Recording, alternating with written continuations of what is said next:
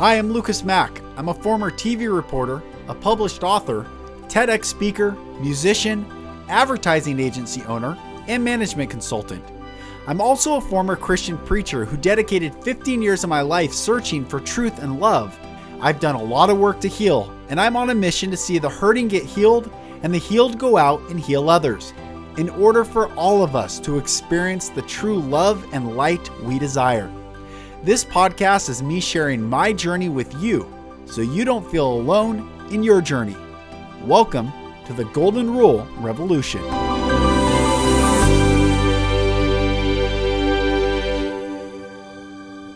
Hi everyone, welcome back to another episode of the Golden Rule Revolution. I am Lucas Mack, and I am so excited that you're joining today. Today's episode is great. I talked to Jeff Forrester. He is an author of a book called Unleashed Potential, and you are really going to enjoy hearing his story. I think it's one that everyone can resonate with.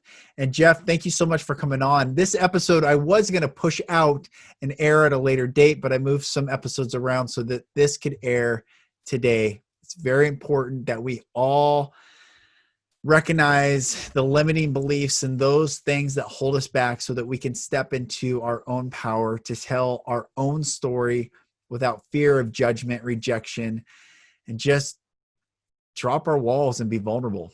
Jeff, thank you for doing that in this episode, and everyone enjoy. Welcome to the podcast. Thanks, man. It's been a wild 2020, and we were talking last night. I was talking to Chris, and we spoke this morning as well, is that, a lot of people look at 2020 as being, a crazy year, which it is. I'm not going to deny that. It's been an outstanding year for me. And I feel like, I know you would resonate with this. It's the choice that I decided that it would be. And it's been fun. It's been wild, but it's been fun.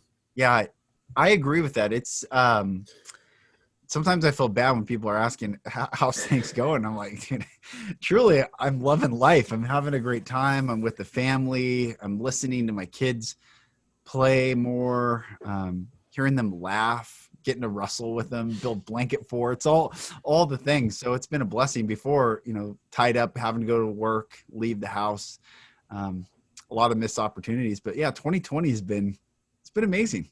I won't forget it. It's an unforgettable year for sure. Yeah. So I think last time you and I did something together, it was the summit that Chris put on. And tell me about your journey of first of all, where'd you grow up? Give us some background of who you are, and then we can get into all the cool things you're doing right now. Yeah, sure. So I was raised in North Florida, in Gainesville, Florida, so home of the Gators, and was raised in a good Christian home by my mom and my dad, and I have an older brother by 4 years. And it was, I would say, a typical childhood in the sense of, we didn't have a lot, but we had a lot of love, and I knew my parents loved me and cared for me. And my dad was a small business owner. And so because of that, he worked all the time. So where we had a good, strong relationship in the sense of, I know and I knew that he loved me and cared for me. He just wasn't around much because he worked all the time, because he had to work all the time. Yeah. So, it was one of those things that I don't think I ever resented him, because I understood what he was doing and why he was doing it. And a lot of that came from my mom. My mom would just constantly reinforce how much he loved us. And then she would make him dinner. And then that was a big highlight for us. At dinner time, we would go to the store, because we took him his dinner on his old army trays, wrapped in tinfoil that she had heated in the oven. And so it was one of those, I looked at it as a special time. What I did realize is that I didn't have a relationship with him because of him working all the time. And we had a moment, it was in sixth grade, and I hated going on field trips to water parks because I was an overweight, I was a fat kid, and bullied and just shamed, and just all the things that happens in normal childhood. So nothing out of the ordinary. But we went on a fishing trip. She convinced him, hey, instead of him going on this field trip. Why don't you take him fishing? And he never took a day off. And so he took me fishing, and we went out and we got in the John boat, and it was a weird and unique situation because it was like I knew he was my dad, but I didn't know him, and I didn't have a strong connection where we had these just chit chat like I have with my son now. And so that was one of the things that drove me. And I think I got off of your question, but no, this is really beautiful. Yeah. A lot of that shaped me as I've gone through life. And what I didn't realize is that I didn't own that. And I didn't resent it, but I was hurt and missing something. Like there was something that I just didn't get because of that relationship. Well, through that, the store, it was a toy store, so it was awesome, but I didn't get anything. So through that, he taught us valuable lessons that I cherish. I didn't understand them at the time, and I was frustrated. He's like, if you want a toy, you can buy it, and I'll give you an employee discount, which is 25% off. I was like, I don't even get it at cost. He's like, look, somebody's got to buy these things. Somebody's paying for them. And we have lights, we have power bills and food and stuff. And I can't just give you all these things. And I look back, and he could have done that because his dad withheld from him, but he knew the value that he needed to teach us with that is that nothing in life is free. So I gained so much for that. And through the toy store, and then big box stores came. So then we shifted to hobbies. And through that, in high school, I would work there some. And then my senior year in high school, he was a smoker. He was diagnosed with cancer the Wednesday before Thanksgiving on my senior year in high school. And that was the day when I started working full time because that was the only income we had in our family. And so my brother had moved out already. So it was me and my mom and my dad. And so she was going to be his caretaker. And so I had to now work. And so I went to a small private school, and they allowed me to go to school until it was time to leave to go open the store. And then I carried my schoolwork with me, and I opened the store, and we did that every day. And he, through the chemotherapy and everything that he went through, he finally, a month after I graduated high school, he passed away. And he had told my mom, he's like, I want to see him graduate. And he did. And that's the power of the mind and the power of the will. Here's a guy that's just eaten alive, from probably, we don't really know because they stopped scanning, but every organ in his body was probably just eaten away with cancer all the way to his brain. And it was one of those things where he was fighting and fighting and fighting just to get to that. And then that was that moment when he was like, okay, I did it. I hit my goal, and now it's my time. So through that, my mom and I continued to run the store. And so that's where a lot of the entrepreneurial spirit that I had been laying dormant for so long. I saw the ugly side of entrepreneurship, or the not ugly side, but the difficult side. Yeah. No savings account, no real benefits, no vacation. We see on Instagram and Facebook and YouTube all this amazing things that entrepreneurs do, and private jets and big cars and stacks of money everywhere, and going on vacations. That's a small percentage of entrepreneurship. Yeah. Yes. So when I got done, and through all this, Lucas, I had a fixed mindset growing up, is that if it was difficult, I went the opposite direction. I wanted everything to be easy. And if something was hard, I beat myself up. I said, I'm stupid, I'm dumb. That's the reason why I could. Now, I wasn't being reinforced with those. Those all came imagined in my brain. My mom is the most supportive person on earth, tells you all the positive. I mean, she runs positive from top to bottom. And through that, I thought, okay, I saw the difficulty of entrepreneurship, but I learned so much, and it was so fulfilling and rewarding. But here's my chance. I just graduated college. I want to go get a job that somebody pays me, that I have benefits, that I have a vacation, all these things, because it seemed easy. Mm-hmm. And that was one of those things that has progressed my whole adult life. And it's interesting when you start to realize and you look back and go, man, like that was the sweet spot, was when I had all that. It was hard. It was challenging. I made nothing. But it was so cool to have. And so now in reflection on that, I'm learning that's the beauty of my story, was the beginning.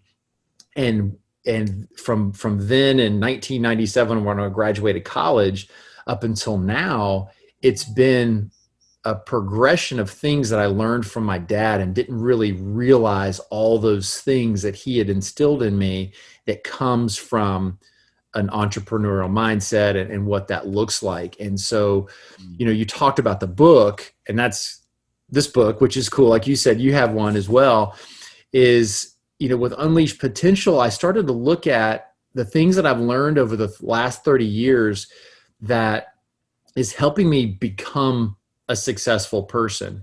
And where I look at success, it's being success for me. It's not the stacks of money. It's not the private planes, the big cars, because I'm far from that. Yeah. But my definition of success has really changed. And we talked about 2020. It's really changed in 2020. The success for me are contained within the people that I'm making good connections with, the people that live within the four walls of this house, my mom, my brother, my other family members, that because of this shutdown, I've been able to reconnect. So for me, it's that strong connection that I'm getting that brings success from me or to me that before I might not have seen as well or as clear. First of all, just beautiful story, brother. And what a cool dad you had, even though hard. I mean, there's no, it doesn't matter how, for people listening, some people know my story, some people don't, but we all have our own story. Our what I say is our trauma is uniquely equal to our freedom, meaning that yours is your story, and not getting that emotional connection from your father, that deep soul connection, was as traumatic as me getting beat, chased, all the things that happened in my life. And they're not to be compared. It's to be honored, to say, hey, your trauma, that pain, that rejection was also the gift to make you the man, as my pain and rejection was the gift to make me the man that we are today. And just think, your dad didn't get that connection from his dad, and his dad didn't get the connection from his dad, and you broke the cycle. And what's interesting, I think, and I actually don't have the answer to this. I was talking to a man the other day who had something very similar to my experience, and he asked me when was the first time I could breathe. And no one has ever asked me that, although I talk about the very first time I could breathe quite a bit. So I'm sharing my story with him, and he's like, this guy's in his late 60s. He said, when was the first time you could breathe? And I was like, 2.5 years ago, when I finally said everything happened to me. And he's like, yep. He's like, that was when you started. That's when you basically became alive. And I said, what about you? And he said, when I was 15 and a half and I beat my abuser to almost, I thought I killed him and left him in the bathtub. And I said, what's interesting? He externalized the pain. I internalized the pain. Sounds like something you did too. Yeah. Like, what's wrong with me? Something like, and I don't know. And this leads me to bringing this up. I don't know what it is. And I was talking to my mother-in-law as a therapist, and she doesn't know. She said, that's a good question. What causes some to externalize the pain versus internalize the pain? And I think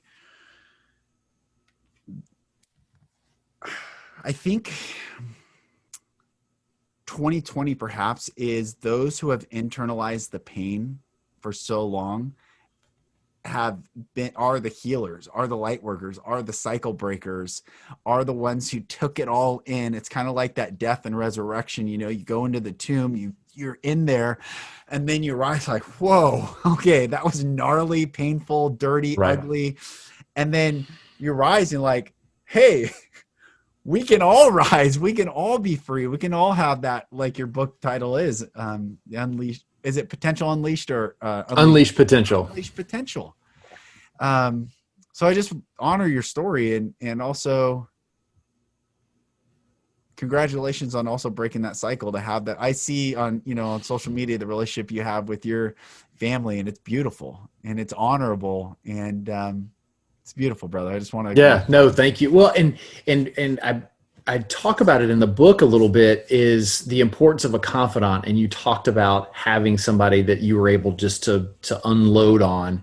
Yeah. And for me, it was about 2.5 years ago where I had a moment on the couch with my wife. I just hit the bottom, and I was done. And I just laid it all out there, because I had imagined so many times in my life what the other person's reaction would be if they heard all this stuff that I had in me for 40 plus years. And it speaks volumes to her grace and her ability to love in sickness and in health and all those things, where we were sitting there. And I mean, Lucas, I went back to like I was 5, and it was like a full blown, like everything. Mm-hmm. And I'd never done that. I'd gone to therapy. I had lied to therapists because I was afraid what they would think. Yeah. And I was a mess. Yeah. And I let it all out. And then she looked at me. I was like, I'm still here. I'm like, wait, what? You're not running, kicking and screaming and you're leaving? She's like, no, and gave me a hug. And that's when I was able to breathe. And that's what has helped, because if we don't tap into a tribe, if we don't tap into people around us, and specifically a confidant, we can't unleash our potential. We're always going to have something that holds us back. And that's what held me back. And that's where my definition of success changed as well. Was just that moment. And I love how you said that, because I had not thought about that. But as soon as you said, when could you breathe? Yeah. That moment, it went right to that moment. And it was interesting, the fact that you said the exact same thing, is that I think that we're just taught through nurture, at least I was taught through nurture, is you don't talk about it. Mm-hmm. You keep everything closed off, and it'll get better. Right. And that's awful. Right. It is awful. It's the worst thing to do. It is awful. That is, it's a form of slow death, and the wound that doesn't get air and air out and get ointment and heal and tended to, festers and becomes worse, and infection sets in. Well, we have emotional infection in our souls right now because of all the stuffed down, don't talk about it, just, smile. And I think, and I'm glad I get to talk to you about this. I think a lot of it, I know it's in every family. I think though a lot of it is perpetuated by the Christian world. And why I think that is because it's, well, Jesus loves you. Everything's under the blood. Like, just God forgives you. God loves, like, it's like this blanket over everything. And you're like, well, what the, I'm not going to swear now when I say this, but what the, like, I'm still dying, but okay. And that's a bifurcation of our own conscious knowing as well. It's like, wait, this doesn't align, until what you said and what I've gone through and what countless people get to go through still is where unconditional love is present. Your wife created that space to provide unconditional love for you, where you're still testing it. Not sure, is it really, do you really love me? Let me tell you all the dirtiness. And she's like, yeah. And you're like, oh, it was the same for me when I went to that emotional intelligence. Now I had been on staff for Young Life. I had ran my own ministry called Roll Call Ministries. I had preached. I had been a worship leader. I owned a marketing agency with 12 full-time employees. I had been a TV reporter. I had been an author. I was striving so hard, like crawling bloody knuckled over a broken filter glass. That's what I describe it. I was crawling bloody knuckled over a broken filter glass just to be someone to tell me I'm okay. Like, you don't have to strive me. Like, you're okay the way it is. And I couldn't find that until I went to this emotional intelligence program, and they said, oh, say it all. Say it all. Get it out of you. For the first time in my life. And I had gone to therapists, and I didn't trust therapists either because they're taking notes. I'm like, why are you taking notes? You know, like, where are those notes going and stuff, Yeah. you know?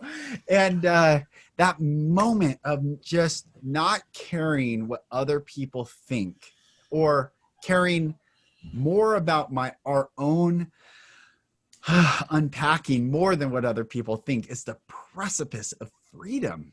And that's where I really believe that when Paul writes, where the Spirit of the Lord is, there is liberty, there is freedom.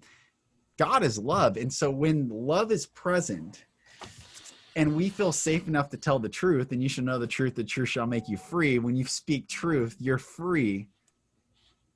We can only feel safe enough to speak truth in the presence of love. And so as leaders and as humans, creating that space of unconditional love for others and saying, I don't care what you've done or what's happened to you.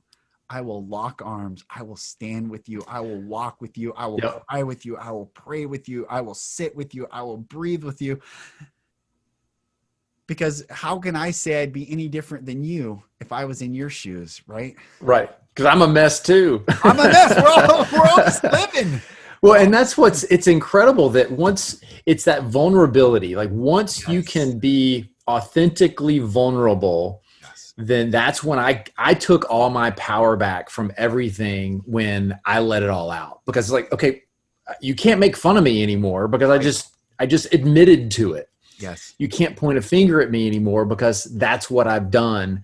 And more people need to hopefully embrace that, but then don't judge other people. My problem started with me because of my inadequacies and my low self-esteem. I judged other people.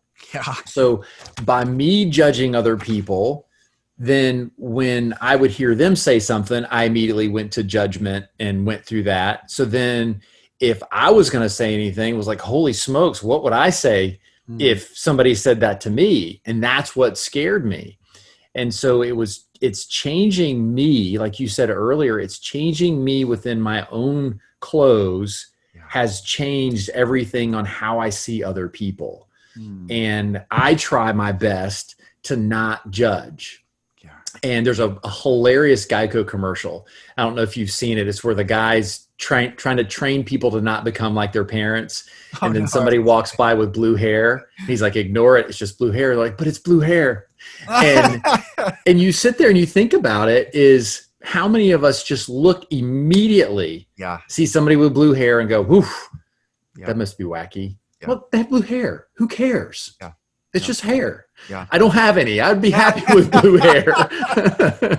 But, and so for me, it's like once I changed me, that's what's changed everything around me. And that's what I'm hoping that this book will do, is I try to be as vulnerable as I can through it.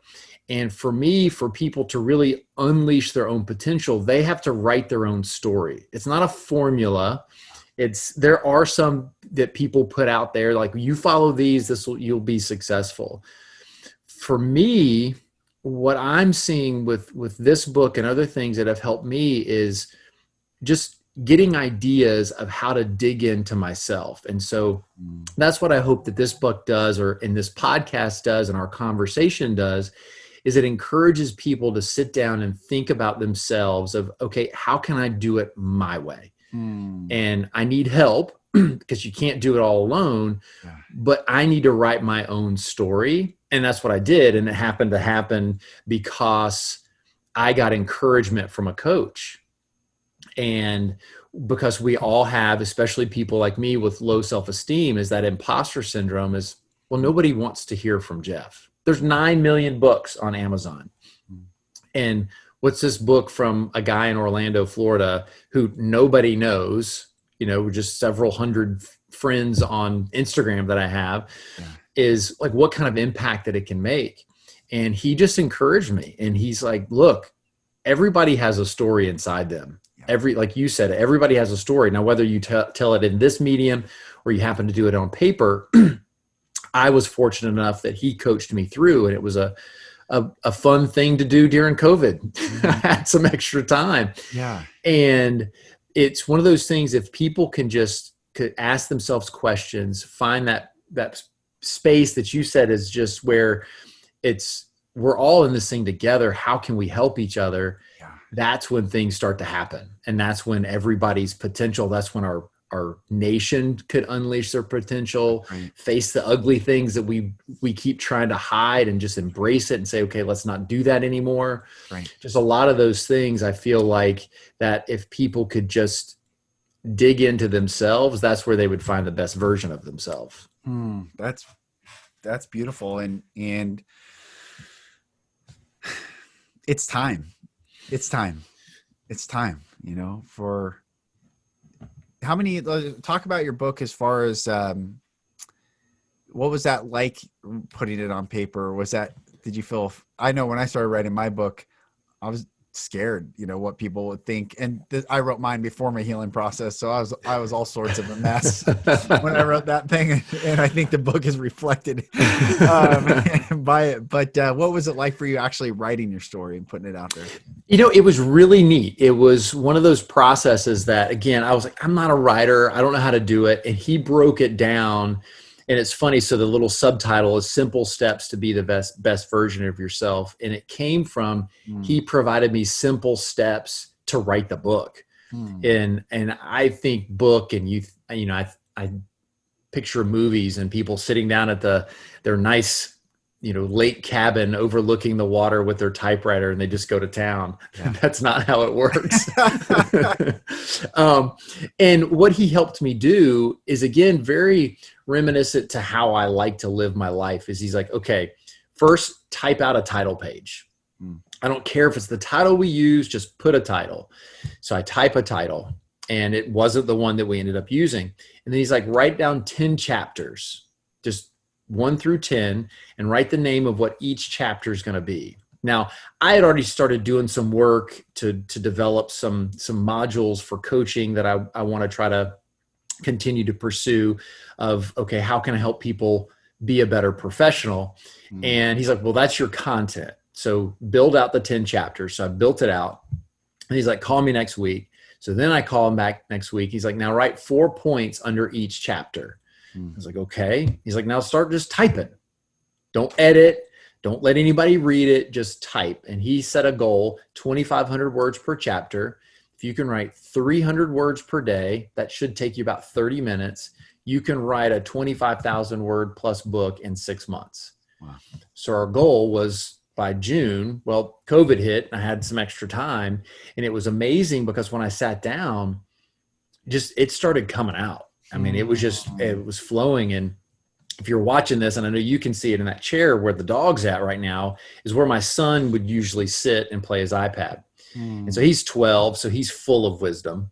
And and I'm not joking. This kid blows me away. And so I got done, typed it all out, and nobody had read it yet. And I turned around, I was like, I finished. I typed my book. And he knew I was writing one.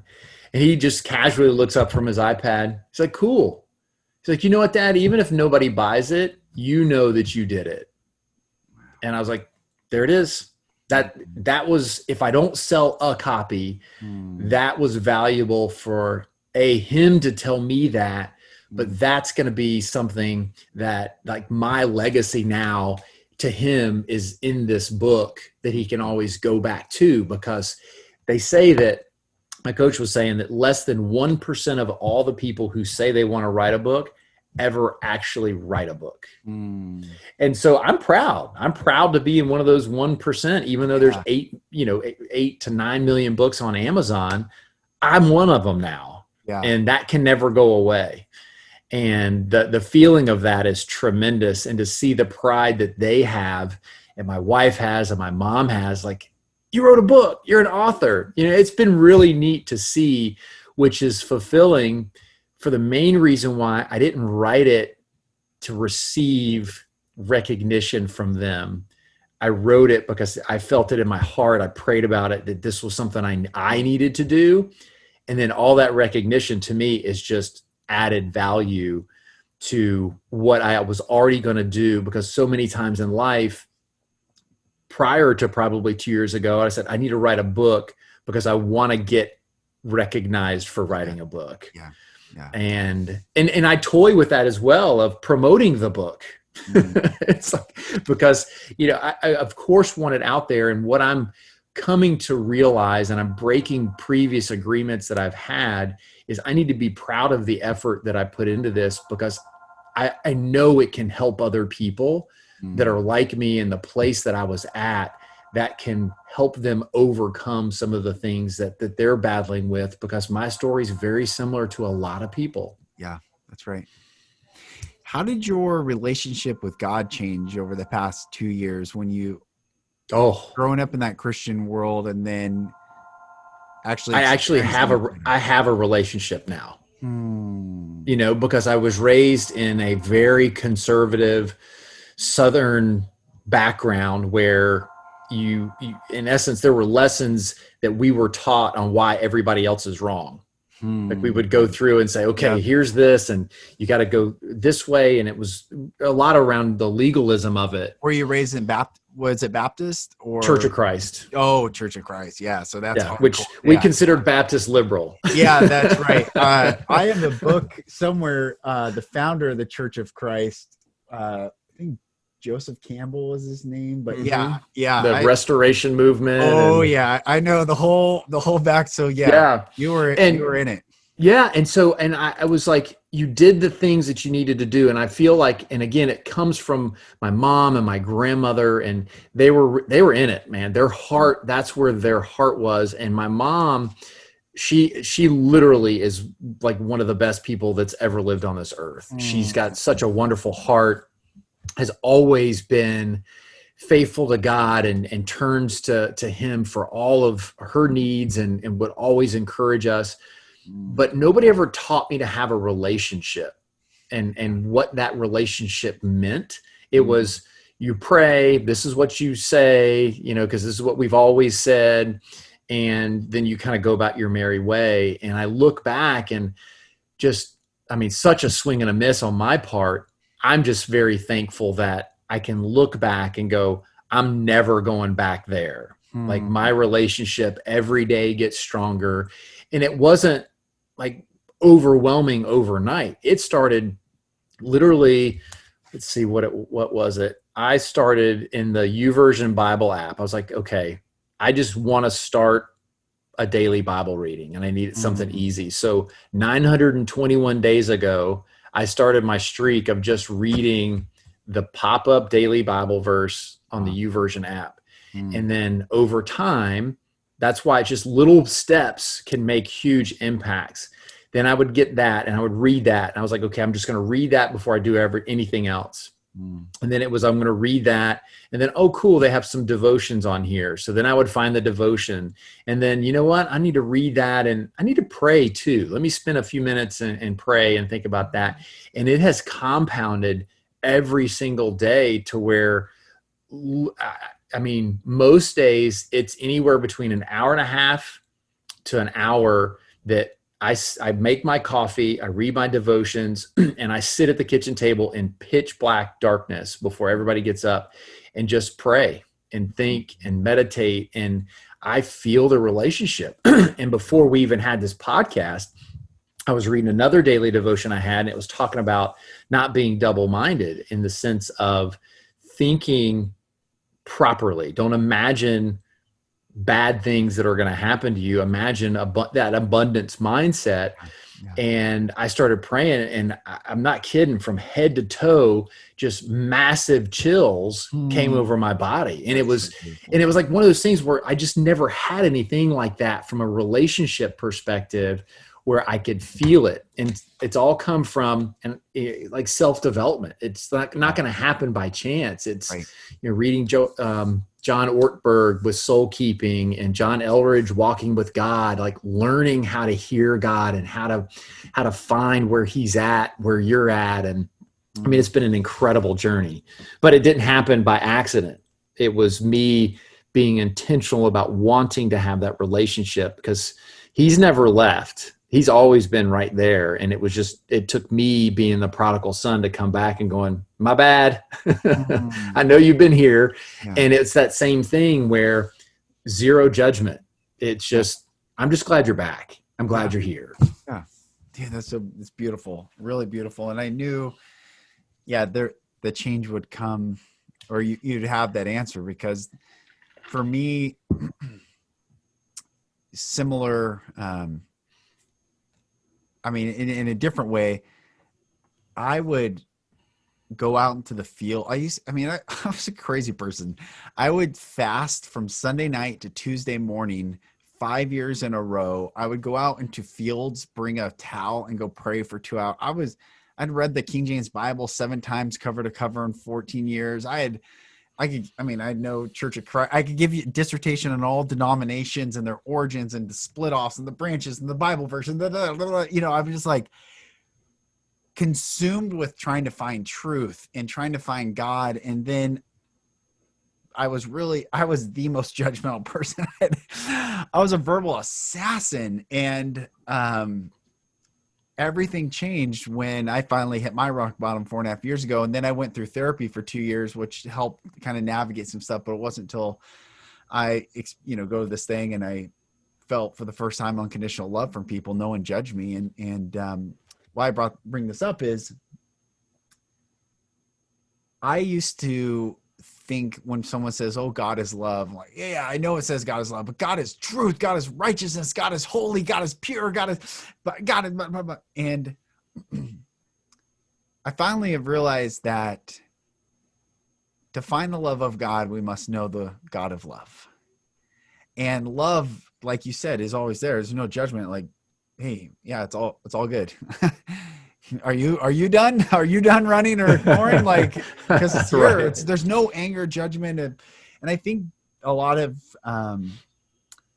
the Bible framework of like God is angry is only to reflect in us where we are, not as much as where He is. Because Malachi 3:6, I am the Lord, I change not. God's never changed. He is love. He speaks in love from the beginning. He speaks in love at the end. He is love, and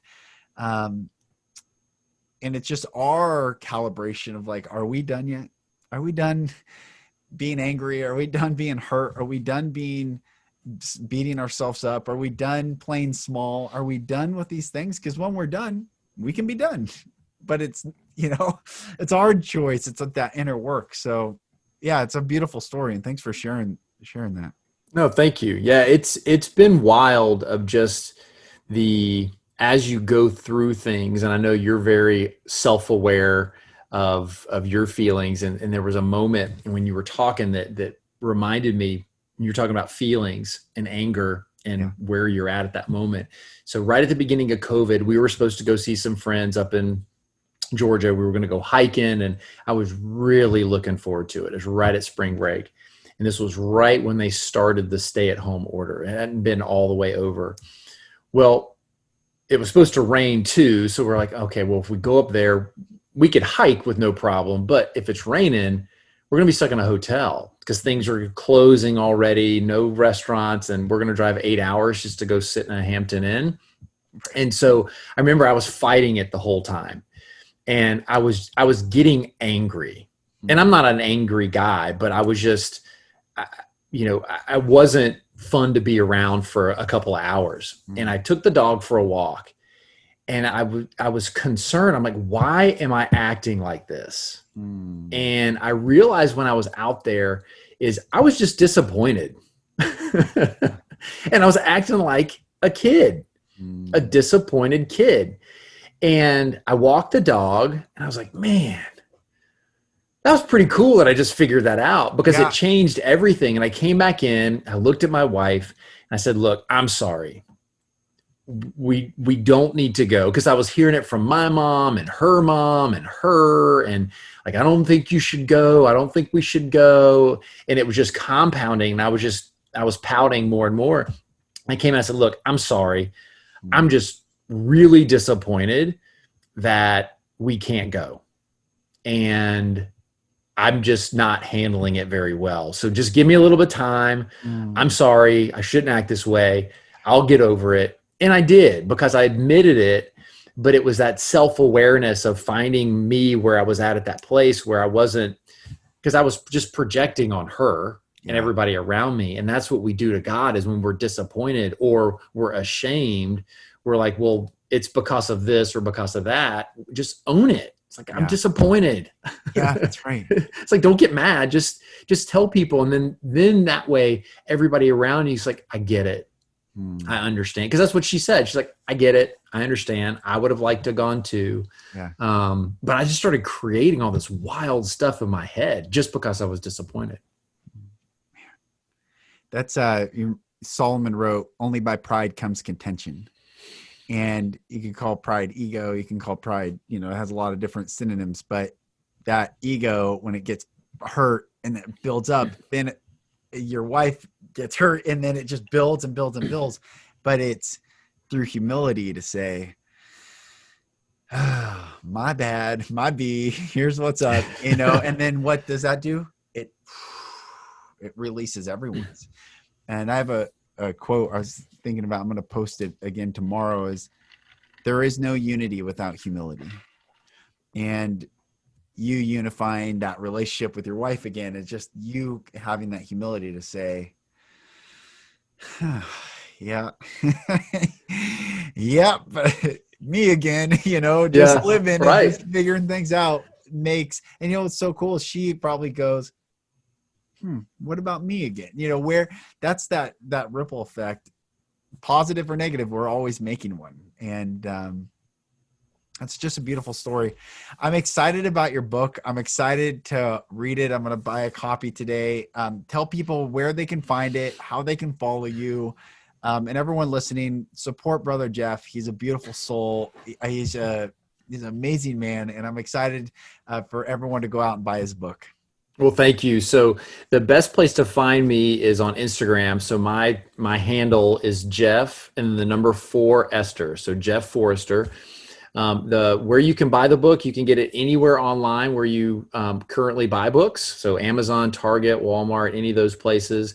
If you'd like to buy a signed copy, you can reach out to Lucas or myself. And if you just let us know that you heard it on this podcast or this YouTube, I'll give you a $3 discount. So normally the signed copies are $20, which includes shipping, and we'll do it for $17 for anybody that buys it through you. I love it. And I love that number 17. That's beautiful, brother. So I'm really excited. Thank you for coming on, and congratulations on your freedom and Thank you. Unleashing that potential that you have, your potential, unleashed potential.